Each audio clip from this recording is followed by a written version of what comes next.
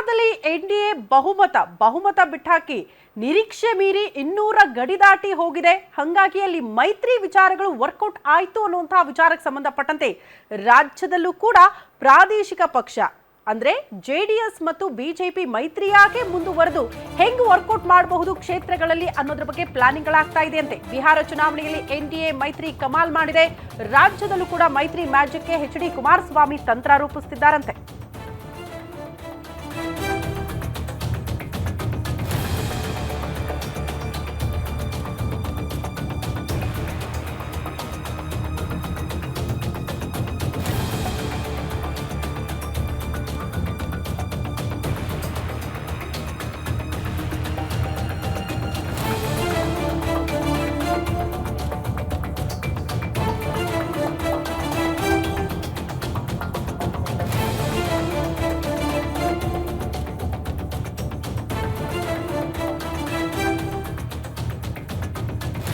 ಬಿಹಾರ ಚುನಾವಣೆಯಲ್ಲಿ ಎನ್ಡಿಎ ಮೈತ್ರಿ ಕಮಾಲ್ ಮಾಡಿರುವ ಹಿನ್ನೆಲೆಯಲ್ಲಿ ರಾಜ್ಯದಲ್ಲೂ ಕೂಡ ಮೈತ್ರಿ ಮ್ಯಾಜಿಕ್ಗೆ ಎಚ್ ಡಿ ಕುಮಾರಸ್ವಾಮಿ ಅವರು ತಂತ್ರ ರೂಪಿಸಿದ್ದಾರೆ. ಕಾರಣ ಮುಂಬರುವಂತಹ ಅಷ್ಟು ಚುನಾವಣೆಯಲ್ಲಿ ಮೈತ್ರಿ ಫಿಕ್ಸ್ ಅಂತ ಎಚ್ ಡಿ ಕುಮಾರಸ್ವಾಮಿ ಅವರು ನಿರ್ಧಾರ ಮಾಡಿಯಾಗಿದೆ. ಶತಾಯ ಗತಾಯ ರಾಜ್ಯದಲ್ಲಿ ಮೈತ್ರಿ ಗೆಲ್ಲಲೇಬೇಕು ಅಂತ ಪಣ ತೊಟ್ಟಿದ್ದಾರೆ ಎಚ್ ಡಿ ಕುಮಾರಸ್ವಾಮಿ.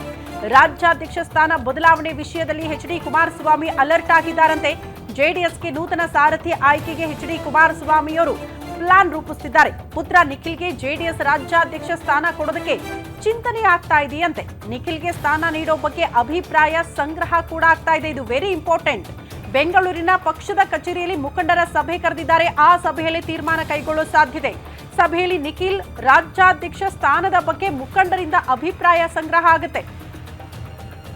ಯಾಕಂದ್ರೆ ಕುಟುಂಬ ರಾಜಕಾರಣದ ವಿಚಾರಕ್ಕೆ ಸಂಬಂಧಪಟ್ಟಂತೆ ಕೆಲ ಮುಖಂಡರು ನಾಯಕರಲ್ಲಿ ಅಸಮಾಧಾನ ಇದೆ ಜೆಡಿಎಸ್ ಪಾಳ್ಯದಲ್ಲಿ. ಒನ್ಸ್ ಅಗೇನ್ ರಾಜ್ಯಾಧ್ಯಕ್ಷ ಪಟ್ಟ ತಮ್ಮ ಪುತ್ರ ನಿಖಿಲ್ ಕುಮಾರಸ್ವಾಮಿಗೆ ಕೊಡೋದ್ರಿಂದ ಸಮಸ್ಯೆಗಳಾಗೋದಿಲ್ವಾ?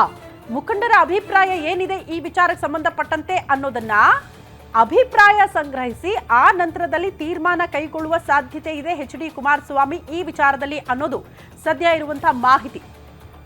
ಬಿಹಾರದ್ದು ವರ್ಕೌಟ್ ಆಯ್ತು ಮೈತ್ರಿ ಅನ್ನೋ ಕಾರಣಕ್ಕೆ ಇಲ್ಲೂ ಮೈತ್ರಿ ವರ್ಕೌಟ್ ಆಗೇ ಆಗುತ್ತೆ ಅನ್ನುವಂತಹ ವಿಶ್ವಾಸ. ಜೊತೆಗೆ ಚುನಾವಣೆಯಲ್ಲಿ ಮೈತ್ರಿ ಫಿಕ್ಸ್ ಅನ್ನುವಂತಹ ವಿಚಾರವನ್ನ ಜೆಡಿಎಸ್ ನಾಯಕರು ಅಧಿಕೃತವಾಗಿ ಇನ್ಫ್ಯಾಕ್ಟ್ ಎಚ್ ಡಿ ಕುಮಾರಸ್ವಾಮಿ ಅವರೇ ಅದನ್ನ ಅನೌನ್ಸ್ ಮಾಡ್ಕೊಂಡ್ಬಿಟ್ಟಿದ್ದಾರೆ. ಹಾಗಾಗಿ ಹೋದ್ರೆ ಯಾವ್ಯಾವ ಕ್ಷೇತ್ರದಲ್ಲಿ ಅಂದ್ರೆ ಪ್ರಾಬಲ್ಯ ಇರುವಂತಹ ಯಾವ್ಯಾವ ಕ್ಷೇತ್ರದಲ್ಲಿ ಹೆಂಗೆ ವರ್ಕ್ ಮಾಡಬಹುದು, ಮುಂಬರುವಂತಹ ಚುನಾವಣೆಯಲ್ಲಿ ಹೆಂಗೆ ಕಿಂಗ್ ಮೇಕರ್ ಆಗೋದು, ಈ ಎಲ್ಲಾ ವಿಚಾರಕ್ಕೆ ಸಂಬಂಧಪಟ್ಟಂತೆ ಈಗಿನಿಂದಲೇ ಲೆಕ್ಕಾಚಾರಗಳು ಶುರುವಾಗಿದೆ ಎಚ್ ಡಿ ಕುಮಾರಸ್ವಾಮಿ ಅವರಿಂದ. ಹಂಗಾಗಿ ಅದರ ಮೊದಲ ಹಂತ ಅನ್ನೋ ರೀತಿಯಲ್ಲಿ ಸಭೆ ಕರೆದಿದ್ದಾರೆ ಅಂತ. ರಾಜ್ಯದಲ್ಲಿ ಪಕ್ಷ ಸಂಘಟನೆಗೆ ಒತ್ತು ಕೊಡೋದಕ್ಕೆ ನಿಖಿಲ್ ಕುಮಾರಸ್ವಾಮಿ ಮುಂದಾಗ್ತಿದ್ದಾರೆ. ಉತ್ತರ ಕರ್ನಾಟಕ ಭಾಗದಲ್ಲೂ ಕೂಡ ನಿಖಿಲ್ ಕುಮಾರಸ್ವಾಮಿ ಫುಲ್ ಅಲರ್ಟ್ ಆಗಿದ್ದಾರೆ, ಆಕ್ಟಿವ್ ಆಗಿದ್ದಾರೆ.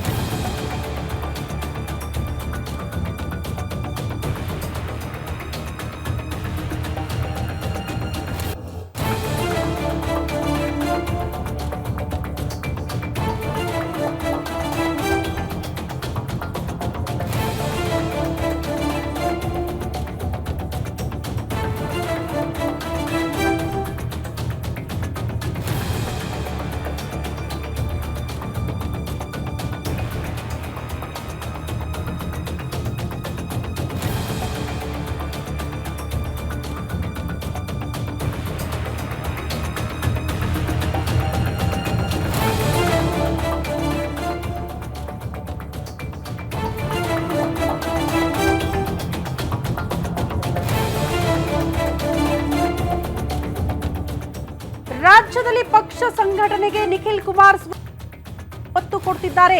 ಬಿಹಾರದಲ್ಲಿ ಮೈತ್ರಿ ವರ್ಕೌಟ್ ಆಯಿತು, ಹಾಗಾಗಿ ರಾಜ್ಯದಲ್ಲೂ ಕೂಡ ಅದು ವರ್ಕೌಟ್ ಆಗಲೇಬೇಕು ಅನ್ನೋ ಕಾರಣಕ್ಕೆ ಎಚ್ ಡಿ ಕುಮಾರಸ್ವಾಮಿ ಅವರು ಈಗಿನಿಂದಲೇ ಪ್ಲಾನ್ಗಳನ್ನ ರೂಪಿಸಿದ್ದಾರೆ. ನಿಮಗೆಲ್ಲ ಗೊತ್ತು, ರಾಷ್ಟ್ರ ರಾಜಕಾರಣದಲ್ಲಿ ಎಚ್ ಡಿ ಕುಮಾರಸ್ವಾಮಿ ಅವರು ಬ್ಯುಸಿ ಆಗಿದ್ದಾರೆ. ಕಾರಣ ಕೇಂದ್ರ ಸಚಿವರಾಗಿರೋ ಕಾರಣದಿಂದ ಅವರು ರಾಷ್ಟ್ರ ರಾಜಕಾರಣದಲ್ಲಿ ಬ್ಯುಸಿ.